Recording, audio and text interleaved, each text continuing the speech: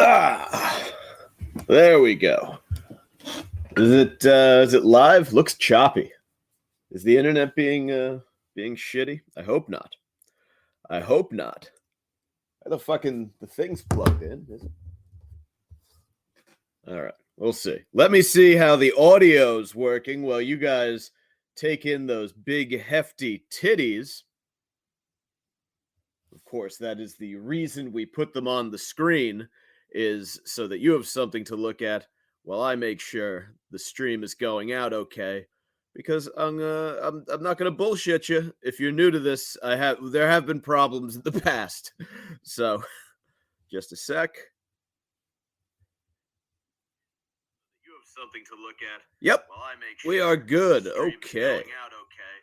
Because woo! Very exciting. Very exciting for all one of you who are tuned in at the moment.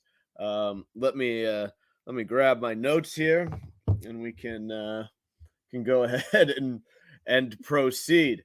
The big tits not only there to keep you visually stimulated while I check the audio for the live stream, they're also there as a reminder that it's time to start the show, and for you to tell your friends that if they like big tits and they want to see a show that starts and ends with big tits on the screen, that they should check out Sacktap Live.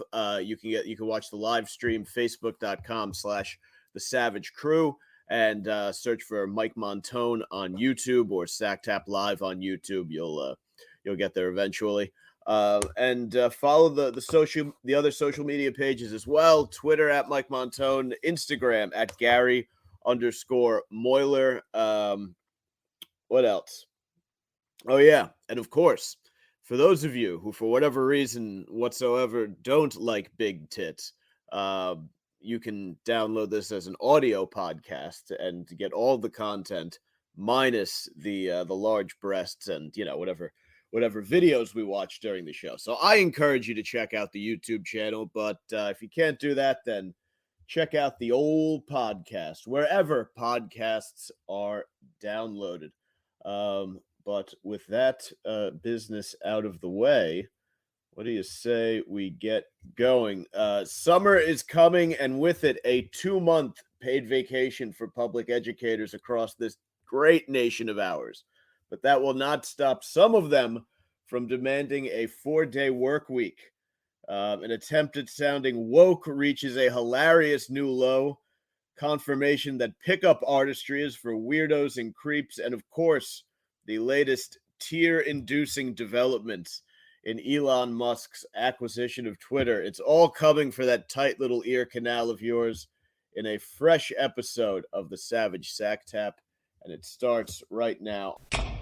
You're listening to the Savage Sacktap. It's not a podcast, it's not a half-cast, it's just a quick shot to the balls to help you finish off the week. We're cutting through the bullshit, filling your Friday with rage-fueled logic, and cracking a few jokes along the way. So grab a bag of frozen peas. There's a Savage Sacktap coming your way. Smooth, lascivious, salacious, outrageous. Unfortunately, this is the time when the large breasts must leave the screen. So I got to pull these hefty milkers down. I promise they will be back, unless some sort of explosion takes me out here, or an assassin, or a heart attack. Those tits will be back at the end of the show. So, just hang tight. I am Mike Montone. This is the Savage Sacktap. Welcome. I was smoking a blunt before, and I got a little pop. I was eating popcorn, and I got like one of those little, that little brown fucking film thing inside the kernel, or inside the popcorn. I got like that, like caught in my fucking tooth. So I'm gonna be going at it a lot.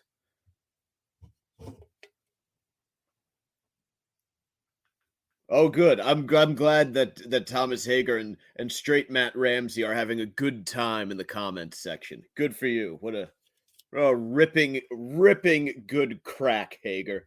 All right. what do we got here? Nothing incredibly noteworthy in my world to report right now. I usually have some kind of run-in with like a vagrant or a crackhead to tell you about, but to be totally honest, it's been it was a pretty tame week. I think right now is the calm before the storm. I think the summer is always insane. The sidewalks are covered in piss. The shootings go up.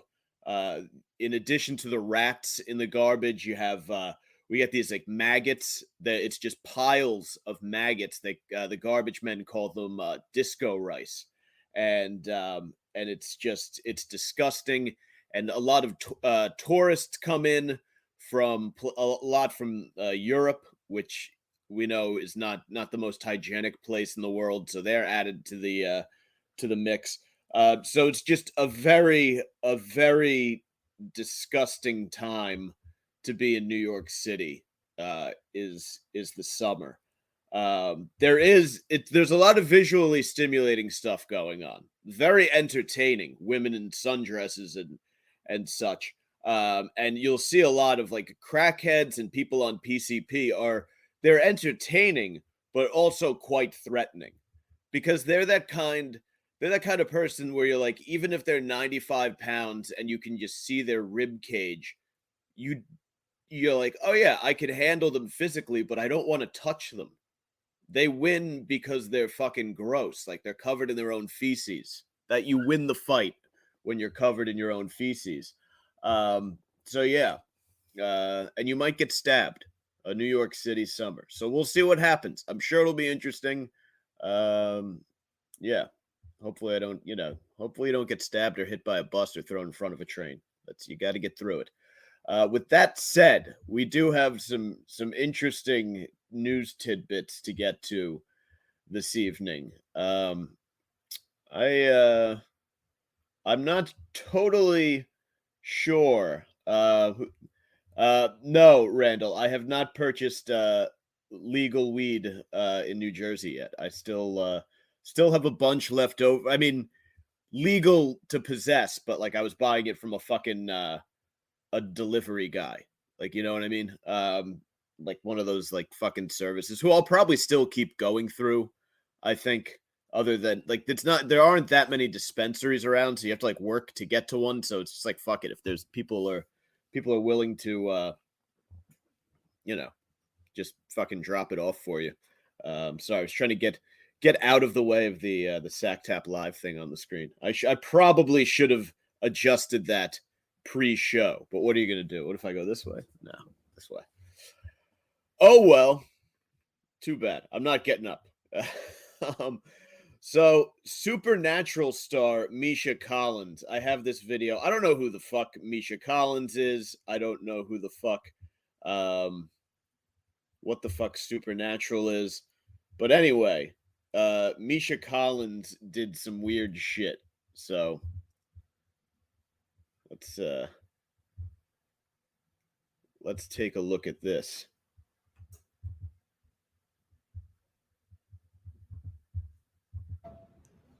By a show of force, how many of you would consider yourselves introverts? How many extroverts? And how many bisexuals? A lot of bisexuals in the house. Cheyenne Marte. Where'd that come from? Where the whole yeah, don't forget. I'm all I So he said how many introverts in the house, how many extroverts, and how many bisexuals, and then he said I'm all three. I'll give it to you one more time. by a show of force, how many of you would consider yourselves introverts? Also, a show of force. Isn't a show of force is like when you show up somewhere with a gun. That's a show of force. Does he mean like a show of hands? A show of force. A bunch of introverts, extroverts, and bisexuals showed up with AR-15s. How many extroverts? And how many bisexuals?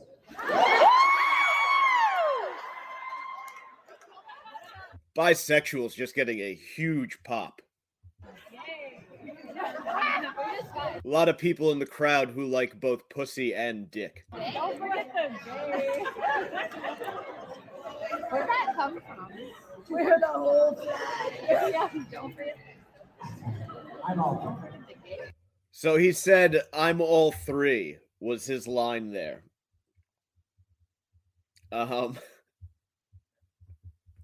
Which is fun.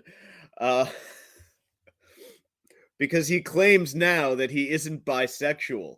You would think like that was supposed to be his moment. They're all cheering. He accidentally outed himself as bisexual. I guess so. He had to walk this back, which is like the most embarrassing fucking thing to have to walk back. Like in this day and age, when you're so cheered for coming out like that, to be like, but I was just fooling. The 47-year-old actor is now refuting reports he came out as bisexual during Creation Entertainment's Supernatural official convention over the weekend in East Brunswick, New Jersey. Wow, it happened in the Garden State. The 47-year-old explained the statements he made at the con that apparently addressed his sexual orientation. Just a total fucking Michael Scott move. At a I was talking with the audience. I said that I was all three things: an introvert, an extrovert, and a bisexual. My clumsy intention was to wave off actually discussing my sexuality, but I badly fumbled that and understand that was seen as me coming out as bisexual. Yeah, he did the exact opposite thing that he wanted to do. He didn't want to discuss his sexuality, and in attempting to not discuss it, he outed himself as bisexual, which I mean, this is my favorite part of the statement. This was not my intention, so I need to correct the record. I am not bisexual.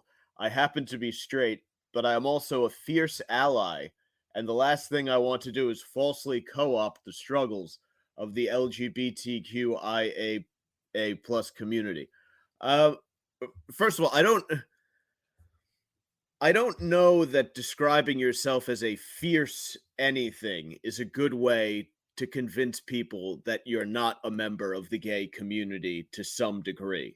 Like, fierce is the gayest word on the planet. I think the three gayest things you can do are suck a penis, get fucked in the ass, and use the word fierce. Like, it's incredibly gay. And I don't know. He does there is a vibe to the guy. And it feels like he's I don't know. It feels like he's pretending that his big concern is that people are going to accuse him of appropriating gay culture. I feel like his real concern here is that he's worried that people will come to the realization that he is in fact a Peter Puffer, because he comes off as, we'll watch the video one more time. Let me pull it up. There it is. I mean, his affectation is a bit suspect. By a show of force, how many of you would consider yourselves introverts? Like, he doesn't come off as like Johnny fucking Macho, you know what I mean? Not that I know everyone exists on a spectrum and that masculinity and all that other fucking bullshit, but let's be honest, like, there is a softness about the boy. How many extroverts? And how many bisexuals? I mean, he does seem, and that cheer that bisexuals got, he does seem pretty delighted.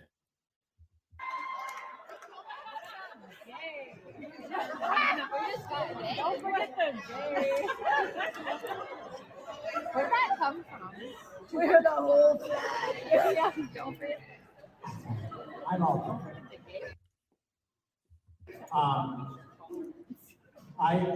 That you saw that, right? I mean, that was very. I mean, could we have frozen it at a more appropriate moment? I mean, this does read as a bit, not that there's anything wrong with that, but now it's quite odd that he's walking this back. Like, um and he's doing it in the way which is interesting to me, because if you listen to the rest of the statements, I believe and fully support that we need to sanctify the human right to express our identities honestly and be free to love whoever we choose openly. I am deeply sorry for the clumsiness of my language. I want to be a better ally, and I feel sick to my stomach. I might have done anything to make things worse. Um, yeah, so that's kind of that is what you would say if you were doing the usual gunpoint apology, but that would be weird if he actually was hitting from both sides of the plate. Um I like I don't and the other thing is introvert extrovert has nothing to do with being bisexual. So it's like not something you would accidentally say. Like, it very much feels like he announced that he was bisexual, and someone told him that maybe like after the fact told him that wasn't such a good idea, and he's like, "Oh, all right, I'll just release a statement saying that I'm not bisexual." Um, that's I don't I don't know what the fuck this guy is up to. Um, it's very his statement feels like a very like no, totally not bisexual. I love pussy, but I'm an ally, but I love pussy.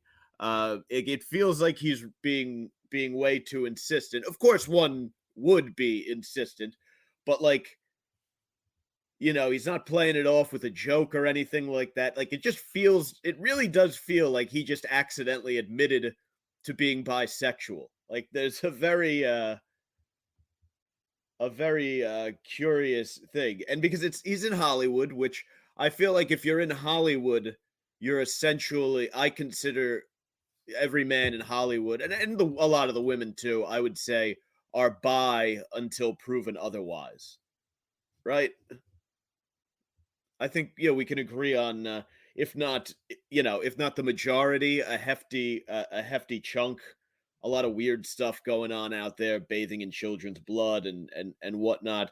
Um, and you hear about a lot of women being molested on casting couches, but probably some of the world's premier actors too, because you remember a few years ago during the Me Too movement, Terry Crews came out and said that like some guy who is a big power broker in Hollywood, who I guess if you piss him off, you'll never work in this town again, and like grabbed Terry Crews's cock or something like that, and he couldn't do shit about it. Like he couldn't just like kick the fucking guy's ass. And uh Terry Crews is a physical beast, and this guy was comfortable going up and grabbing his cock. Now look at your kind of twinkier actors, your Brad Pitts of the world. Um, you know, would you be shocked if there wasn't a cabal of Hollywood? I'm not even saying gay. I'm just saying like they're so fucking sexually just off the deep end that they're going up to you know just going up to boy actors and making them do weird casting couch stuff. I feel like if the Me Too movement had really kept going and all of that, we'd get more of the a lot more. I don't even consider that, not even the Kevin Spacey thing, because that was with like a fucking, that guy was like a waiter or some shit. That was just like partying. But I mean like more Weinstein stuff, but to dudes, like making them fucking jerk off in front of you on like a casting couch. Like I feel like that probably goes on more than people realize. Do you think what if what if like Liam Neeson is a male act like, and if it's happening to everybody and you're like, yeah, it's happening to Terry Crews. Can you imagine Liam Neeson having to jack off on a casting couch in front of Harvey Weinstein? You wouldn't be able to take. You can't.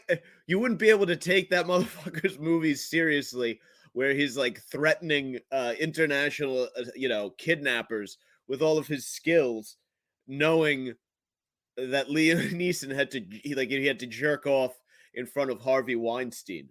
Um, it's a very curious thing. So maybe that's it. Maybe this guy's just maybe he's covering up his image. But I find this whole thing very suspect. I would not be shocked if in like a few weeks he comes out and like reverses his thing again because there's like a boyfriend threatening or just some shit. There's some fucking shit went down. I don't trust this. I don't trust this one bit. But that actually went on longer than I had planned, and we have more to get to. I want to follow up on last week's big story. This fucking jerk off. This motherfucker is so hateable. David Banola. That's not him. This is his YouTube page. We're going to talk about some things to get into.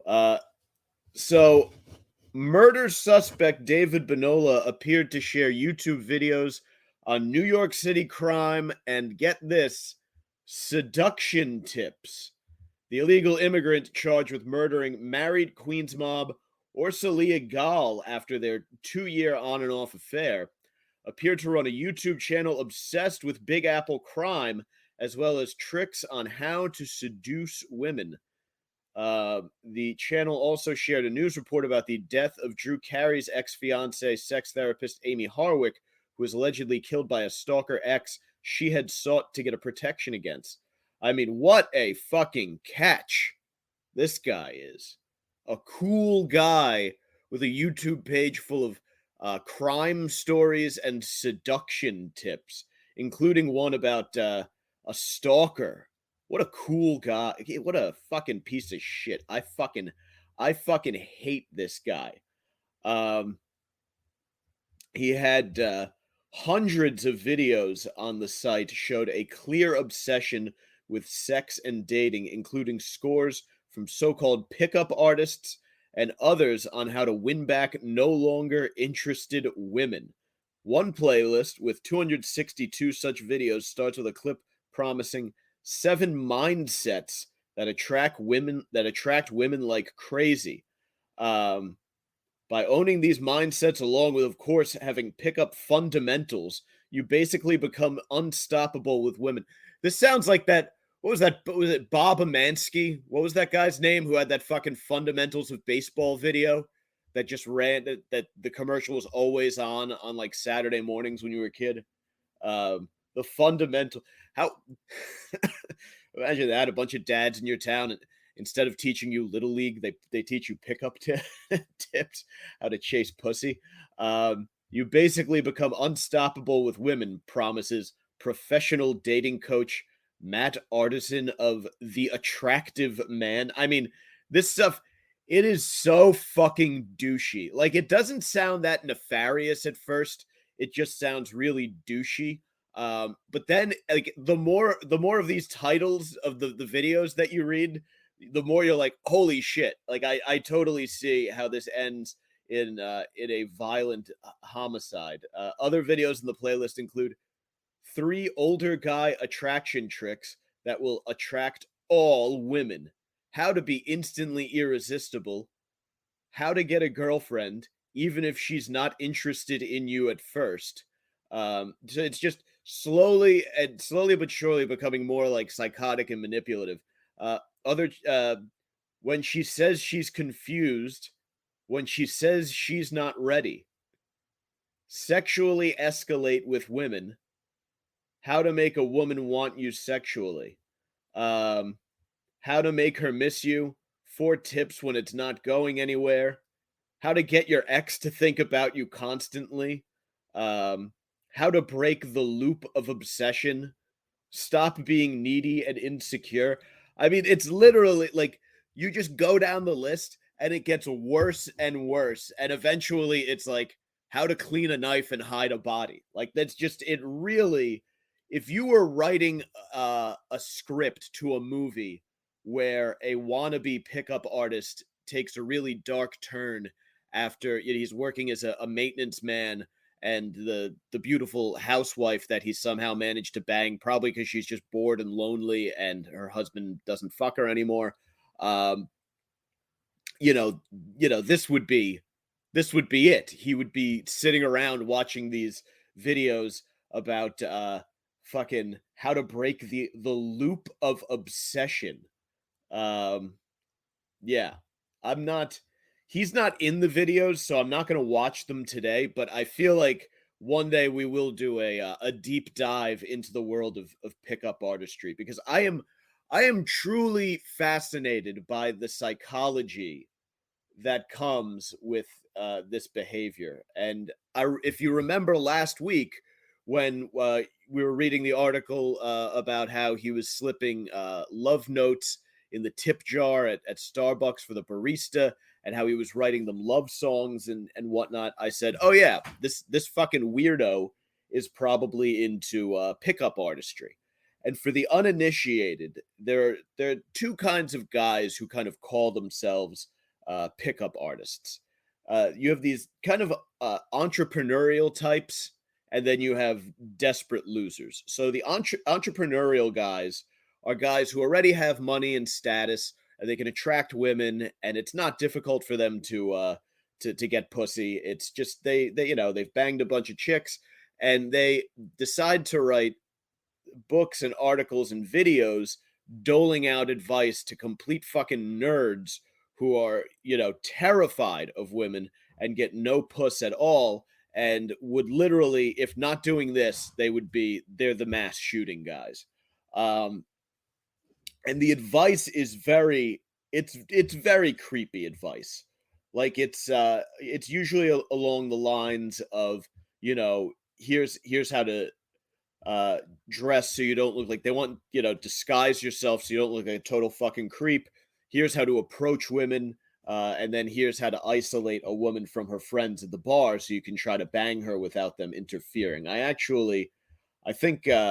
I think somewhere around here I have some actual um fucking tips from the books that we'll check out in a second. But to anyone with an ounce of social awareness, this shit is creepy at best, but like it's more sociopathic. Like I think I was under the impression that it was happening less now because more people are connecting on apps and it's kind of easy, even if you are a loner type, to maybe find a chick that's kind of your speed. And then the other guys, the guys that's not working for are just fucking, they're on the internet. They're either Antifa or MAGA, and they're just fucking going at it with each other over politics and jacking off to OnlyFans and kind of getting their jollies that way. But if you were going out to bars and clubs probably about 10 years ago or so, uh, this pickup artist shit was huge. Guys were they were peacocking and they were negging and they were I don't even know if you're allowed to say negging anymore. I think it's perilously close to a word that can get you in all sorts of trouble. But it was all like if you had a friend who was doing this shit, and you would mock them ruthlessly, like just abuse. If you found out one of your friends was doing this shit, you're compelled to make fun of them. But they would just vigorously defend it. They were all about it, and it would ruin the night because every 5 minutes he's like approaching a different group of women and trying this shit and getting rejected. And now first of all, he's just poisoned the entire well for the normal, you know, part of the group, right? Because five of you go out and there's just one or if they're working in pairs, sometimes they do all right because it's like fucking velociraptors descending upon prey. But usually, like when guys go out and try these techniques on their own, they fail miserably, which is hilarious. But it will also you're for the rest of the night associated with this fucking loser. So there's kind of a double-edged sword there.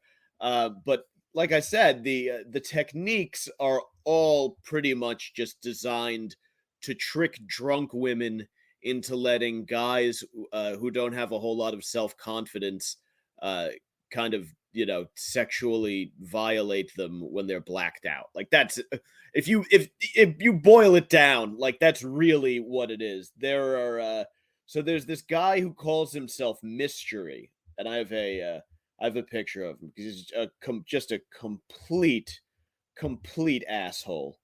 Um, fucking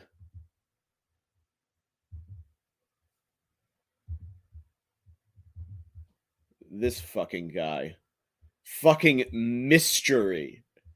He fucking calls himself Mystery. These guys are so desperate to get laid that they're like, you know what? Fucking nothing else is working. Let me take advice from this asshole who dresses like Jamiroquai and calls himself Mystery. Just fucking detestable. But what he's doing and what they're all doing in the picture, we should take a look at this roster before we move on. So if you can see how they're all kind of eccentrically dressed, right? This guy's got a tie he's wearing all black, but he's got a bright tie. It kind of pops, and he has that. This is back in the 2011, so he's doing a lot of faux hawks going on around here. Again, this guy in the back has kind of a Miami Vice look. There's a guy in a fedora. A couple guys in vests. This guy appears to be dressed like a fucking pirate. This dude here is sort of an urban twist on like Cape Cod preppy. They're all dressed in some sort of to some degree of eccentricity, and that is known as peacocking. It makes you stand out in a crowd. And that is one of the tenets of pickup artistry. And some of these, I have some of his tips here. Walk into the club with a smile. A smile indicates that you're confident, fun, and above all, an alpha male. Fucking alpha male is the douchiest fucking term in the world. Nobody who refers to themselves as an alpha male has ever done anything that would be considered fucking alpha, like by alpha, whatever your alpha standards are. They're not. The guys who refer to themselves as alpha males are usually just loud dickheads. Like they're not fucking alphas. They just act like they're just they're just verbose douchebags usually, and they work out like. So they do a little fucking CrossFit, and they think they're fucking tough. Like like the guys, who refer to themselves. There are two kind of groups of guys who refer to themselves as alpha.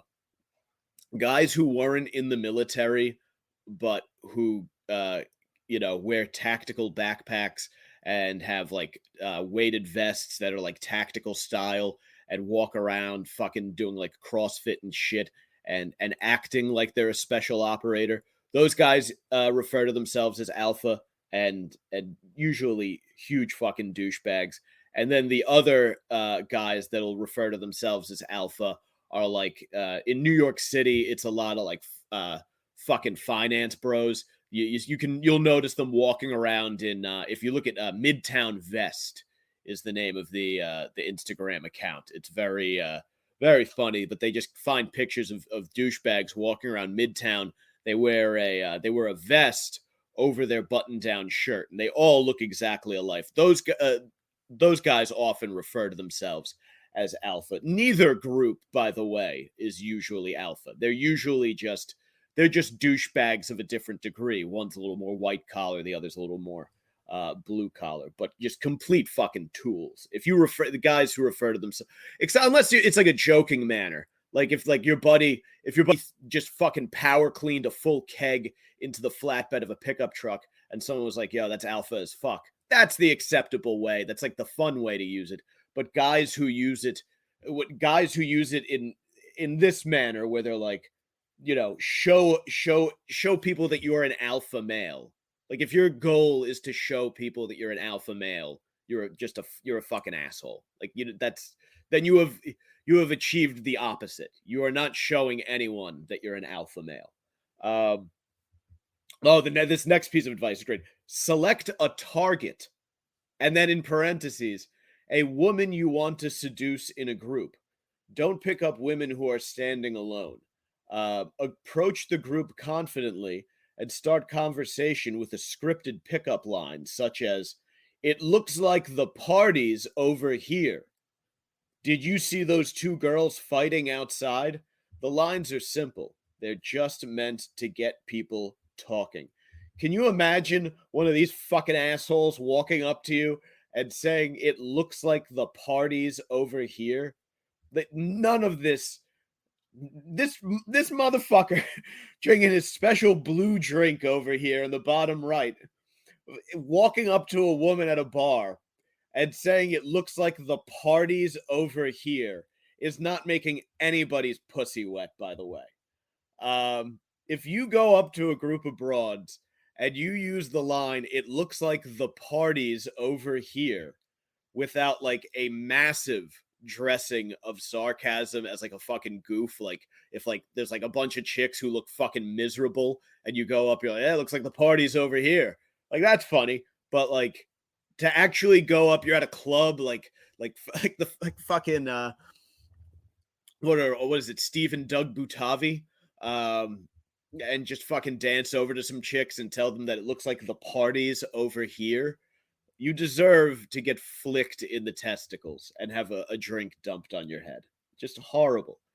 Um, Ignore your target. Instead, make her friends like you, especially anyone who would be likely to try to interfere with your pickup attempt, such as male friends. Winning over the group makes you seem like the life of the party, while ignoring your target makes her more eager for your attention. This, I'm not even joking. This sounds like something that a serial killer would do. Like, this sounds like, I remember I read that book about Albert Fish, who abducted a little girl from literally from her family's apartment. Like, they delivered the girl to this guy. This was like back in like the 1920s, and he fucking like raped her and chopped up her body and buried it somewhere up in fucking Westchester. This guy shows up at their house, brings them pot cheese and strawberries, I believe was the snack, and they hung out. He was originally going to kill the son, but the son was going to come with a friend, and he was like, "There's no way I can physically handle these two. They'll fucking kill me." So he's like, he takes the 9-year-old daughter. He's like, "Oh, I'm going to my niece's birthday party. Would you like to come?" And they're like, for some reason, people were just a lot more trusting back then. They were like, "Yeah, sure. Take our 9-year-old daughter. Neither of us will attend with you. You, stranger off the street, take our 9-year-old daughter." But that like is what this sounds like. Just wooing the friends so you can steal one of them.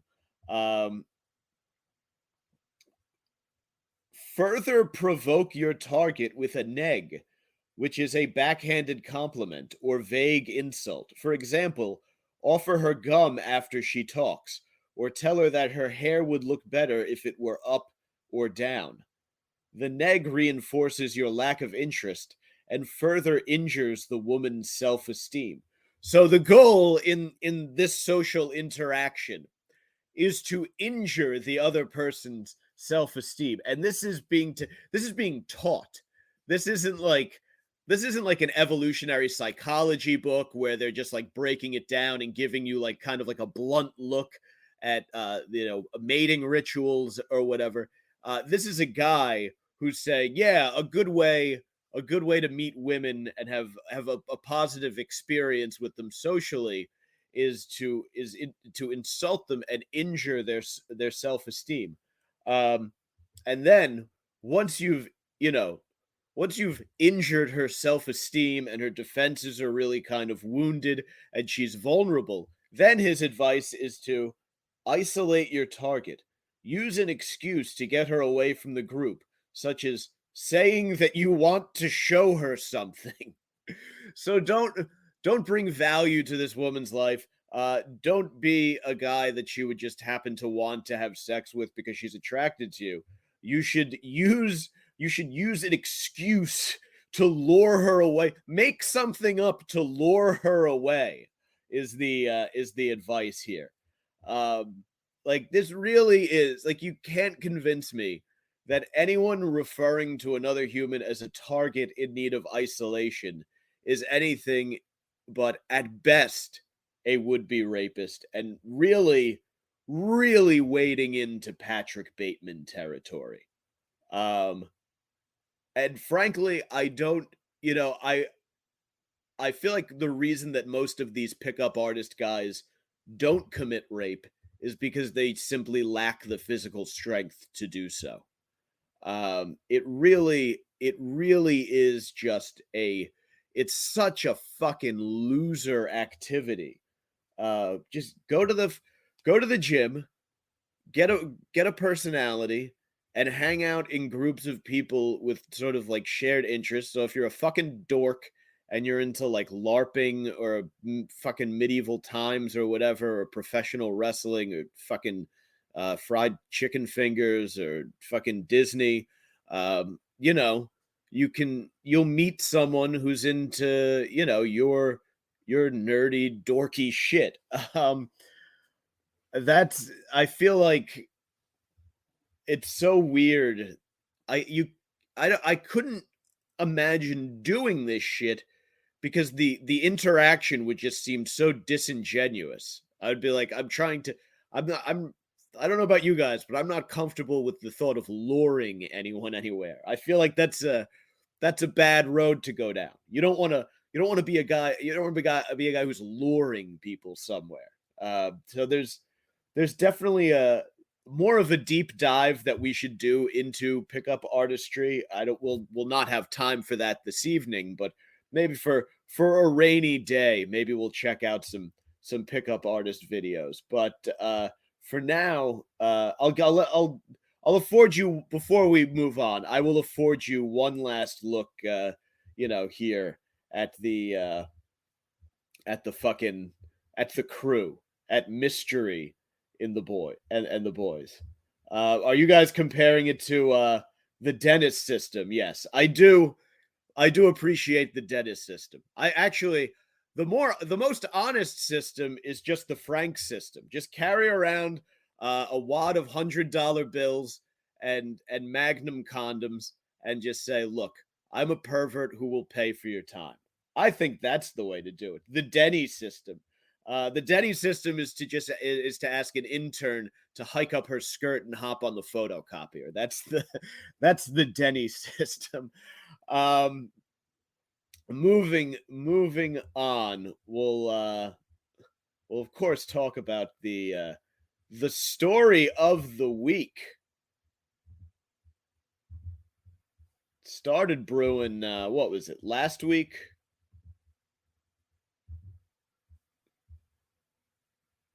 I just felt like putting up this Elon tweet while we do this. I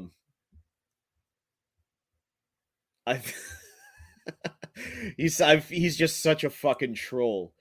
Netflix waiting for the war to end to make a movie about a black Ukraine guy falls in love with a transgender Russian soldier. It's true though. They do. They love reimagining like history in more diverse ways. They're so fucking silly. Anyway, be fun. We'll talk about this a little bit, but yeah, Elon, uh, really, really sticking it in people's craw. Leaked internal communications by Twitter employees reveal woke employees are overtaken by despair and anger about Elon Musk's month-long effort to acquire Twitter. What fucking bitches. pussies and bitches and babies. On the business communication platform Slack, some Twitter employees vented against the new owner. Leaked messages reveal. And I have a bunch of quotes here. Physically cringy watching Elon talk about free speech. A site reliability engineer who identifies as a non-binary, transgender, and plural person wrote. So this person, clearly a complete asshole, is a site reliability engineer. So they write the code that I guess decides how well Twitter works. So can you imagine a person like this working from the inside to maybe undermine certain accounts? I'm sure that's never happened before. Another douchebag writes, "We're all going through the 5 stages of grief in cycles, and everyone's nerves are frazzled." No, you're not going through the 5 stages of grief. You go through the 5 stages of grief when someone close to you dies, or your fucking parents get divorced. Not Elon Musk buying Twitter and you still making a lot of money to work at Twitter will not send you into a grief spiral. This is a senior staff software engineer who called Musk an asshole and tried to console his colleagues. "We're all spinning our wheels and coming up with worst case scenarios. Trump returns. No more moderation." Like, yeah, right, because it's not like if they open the floodgates and let people say whatever they want, things get really bad. As if things aren't really bad on Twitter and on social media in general. Like, it's a fucking cesspool already. It's just they feel somewhat in control of the cesspool because they kicked Trump off and they don't like what he says. Like, literally, like, the man is not even in office anymore. He's just a guy saying trolly things, and they're fucking, for whatever reason, they sop their fucking panties over him. The fact is that Musk has not talked about what he's planning on doing in any detail outside of broad sweeping statement that could easily be seen as hyperbolic showboating. And I think there are a couple things at play here, at least in that chat, right? Because I think you have 2 groups. You have the drama queens like this engineer here, who deep down, I don't know if they actually give a shit about any of this. And I get the impression that he kind of gets his jollies and he scores social credit points with coworkers by just being the most demonstrably outraged, right? The way we see people do on social media all the time. But then there is this other group here where they say, this is a reliability engineering manager said Musk's views on free speech is cover for "I want to not be held accountable for saying or amplifying harmful things." Another engineer wrote that self-reported censorship is sometimes just horrible people fucking around and then finding out. A senior content strategist responded, and it doesn't happen often enough. Addison Howenstein, a software engineer, tweeted, "You asked me why Elon Musk buying 9.2% of Twitter and getting a board seat is bad, and I'm explaining why this was clearly not his end goal, and things will certainly get worse and potentially be dangerous for democracy and global affairs." So these shitbirds are the ones who think that social media is only for people who think like they do, and that any dissenting opinion should be banished from the public square because it threatens their own personal political agenda. This guy says it right here. It's people fucking around and then finding out, and it doesn't happen often enough. He's saying that, if he had his druthers, more people would be silenced. There's very, very, it's the French Revolution without having to get physical blood on your hands is what it feels like. Shortly after Musk bought the powerful social media platform, top Twitter lawyer Vijaya Gotti, I believe that's how you pronounce the name, I don't fucking know, Vijay, called a virtual meeting with the policy and legal teams she oversees to discuss what the new ownership could mean for them. Gotti, who has worked at Twitter since 2011, is the key executive charged with overseeing Twitter's trust and safety and legal and public policy functions. She is seen internally as Twitter's moral authority and the executive tasked with handling sensitive issues like harassment and dangerous speech. Yeah, you would cry too if it happened to you, dropping the title of the episode in there, and cry because of what she fears is the loss of a very well-paying, very cush job. But I mean, I have to imagine that if she's been with Twitter since 2011 as the chief legal counsel and all these other bullshit titles that she has, she's like a fucking, she's like what like an African dictator would take over, and they would give themselves like one of those really long on fucking run-on sentence names. The fucking, like the Lord who stands over his enemies with a saber and commands the entire world, or whatever the fuck they call themselves. Like, she's got a million fucking titles. I'm sure she has, fuck tons in just the company stock. And, what if she loses her job? The buyout will be considerable, and she's probably already made more money than most of us will see in our lifetime. So I don't know that she needs to be crying per se, except for the fact that she wants to, she wants to control how people think. And also, right, some performative hysterics are a great way, if she knows she's going to be severed from there, a great way to, get a job with whoever, CNN, MSNBC, some sort of White House position, but press secretary, whatever, who knows. So sort of positioning herself for the inevitable, right? You don't get to be chief legal counsel at fucking Twitter without having a trick or two up your sleeve. So we'll be curious to see how that develops. And then, of course, fake black guy, Sean, what's his name? Is it Sean King? I think I have, it's Sean King, right? The douchebag. He accused Musk of being a white supremacist. And then, oh yes, Rob Reiner. That's the other tweet I wanted to show you. Fucking Rob fucking Reiner. I mean, talk about hysterics. And I really enjoy the man. I mean, he's, All in the Family fucking ruled.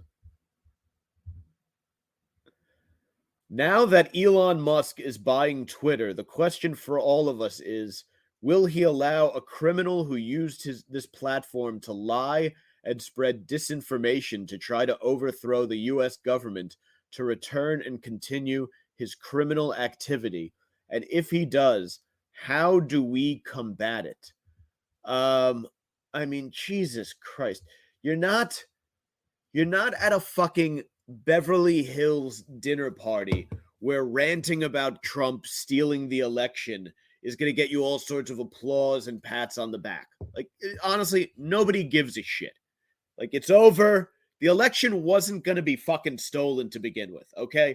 A bunch of guys dressed like buffaloes took a shit on Nancy Pelosi's desk, all right? It's okay to find that hilarious. Rudy Giuliani did a fucking press conference in a fucking random parking lot. Just asinine stuff unfolded. Biden took office after, he won the Electoral College. The whole system fucking worked. You're Rob Reiner. You have millions of dollars for making TV shows and movies. Just relax. It's all going to be okay. It's nothing. What's going to happen to Rob Reiner? What is he fucking worried about? It's so fucking performative. That's my problem with it. If any of this really felt like it was in good faith or wasn't was rooted in anything legitimate other than these assholes being just such performative tools, I might be willing to kind of hear it out. But it's just not, it's so it's so fucking transparent, so they can suck my ball sack. You know who else can suck my ball sack? Um, these fucking public educators. Um, this article popped up in The Hill, but apparently this has been kicking around for quite some time. The headline: Can 4-day school week salve teacher burnout? A long-term nationwide teacher shortage fueled by a dwindling pipeline and pandemic-related burnout has led school districts around the U.S. to offer 4-day school weeks. Some of these districts hope a shortened week will incentivize weary teachers to stay put. There's a little bit of evidence that teachers in particular might have had a bigger uptick in stress due to pandemic-related events than other professionals. I don't know fucking how. Those motherfuckers loved lockdown. Nobody enjoyed lockdown more than teachers. They went from already not doing jack shit to not even having to leave the house to not do jack shit. The quote says, namely because teachers have become embroiled in this broader political partisan debate about what curriculum should look like and how to address current political events and how to address January 6th and the election and things like that in school. I don't know that you're already only working like 10 months out of the year consecutively, and then you get a week break every couple months for fucking Christmas break, spring break, all these 3-day weekends peppered in. I don't know that we need to, reduce your current regular work week by 20% because it's a real brain teaser for you to try to figure out how to teach kids about events in American history. Just, don't convince little Timmy that he should be wearing a dress because he enjoys art class. Let him discover that yes or no by himself. He doesn't need a fucking 23-year-old with fucking pink hair and a sociology degree from a shit university telling him that, oh, actually, Timmy, you're non-binary, and if your parents suggest otherwise, it's because they hate you and you should consider suicide to make them feel bad about it. I think maybe they're creating a lot of their own stress. For 4-day work weeks to effectively curb job stress for the nation's teachers. First of all, job stress for the nation's teachers should always be in quotation marks because it's something theoretical. It barely exists. They need to benefit their work-life balance. Their work-life balance, which involves, again, a shitload of time off and pretty much a guaranteed position as long as you don't molest anyone. Really leveraging the 4-day work week means leveraging that extra day off. And it doesn't have to be a full day off, but giving teachers time to unwind, giving teachers time to plan for the upcoming week on their own terms, on their own time schedule. That's what could be really effective. By the way, everyone has to plan for the upcoming week. This is not this thing. Teachers are shocked by the idea of work. Like, it really is I say this all the time. The only teachers who aren't like fucking raging incompetence are the ones who also coach or kind of do something, direct the school play or whatever. Like those ones that have like a project where they really understand what it takes to like build and put something together. Otherwise, the public educators are fucking buffoons. It's embarrassing. Like, so fucking many of them are they're just people who wanted a fucking a cakewalk job. They're like, all right, I like kids, I'll work with kids, and I get the summer off. That's what it is. That's what it is.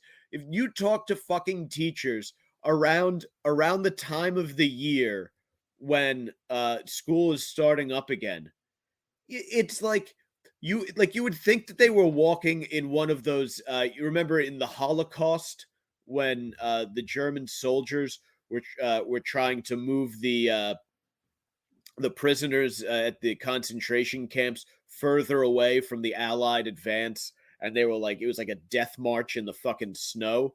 You would think that that's what these teachers are facing in late August when they have to go. They have to go set up their classroom, which entails putting up a bulletin board, and I guess I don't know. What do you spray a couple desks with Lysol? Which I don't even think the teacher does that. That's the fucking janitor does that shit.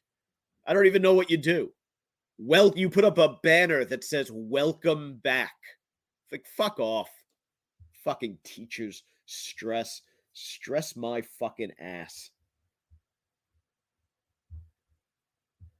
Anyway, I get a lot of text messages from my teacher friends after these shows. My mother, by the way, was an elementary school teacher for I think like 20 years or so. Very good career, teacher of the year a few times, I believe, took home the title. But still, I these are the feelings I have about public education. My aunt also a teacher, my cousin a teacher as well. So I got a few of them in my family, and I went to college with a great many teachers. So I do get text messages and DMs after these teacher-centric episodes about my views on the educational system. But enough about that. The Nighttime Conqueror. So you know how it goes. You know how it is. Nighttime Conqueror. I bet around late August, your mother used to start bitching about how she had to go back to work.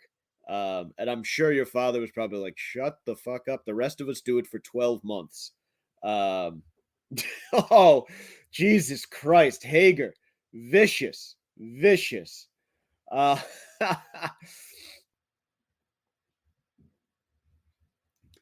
just taking a stroll through the comment section. Let me put some big tits up for you guys while I while I peruse the comments. There you go. A little Sheridan love for you tonight.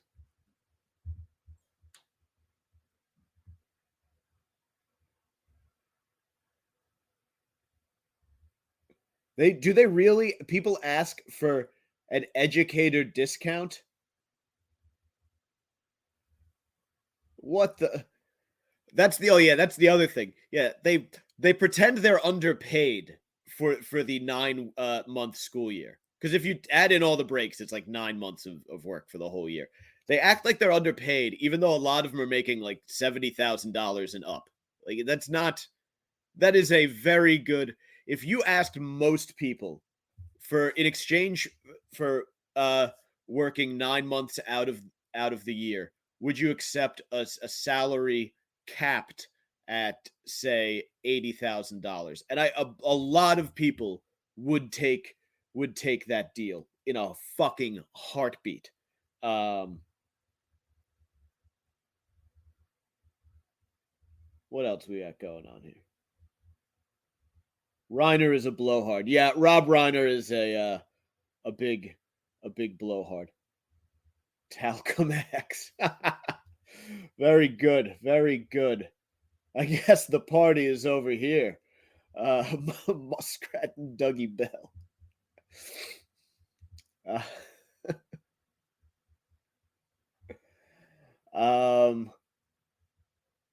Where you get your haircut. I do enjoy average programmer there makes this is Twitter 150K, and these dorks are fucking crying on their Slack chat.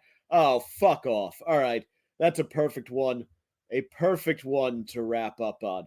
All right. Well, is there a teacher's discount at Bistro? No, only if they agree to blow hot dog while he's drowning his sorrows at Marte's Midnight Grill. Then we give them 5% off any appetizers. Anyway, a little inside joke for the boys.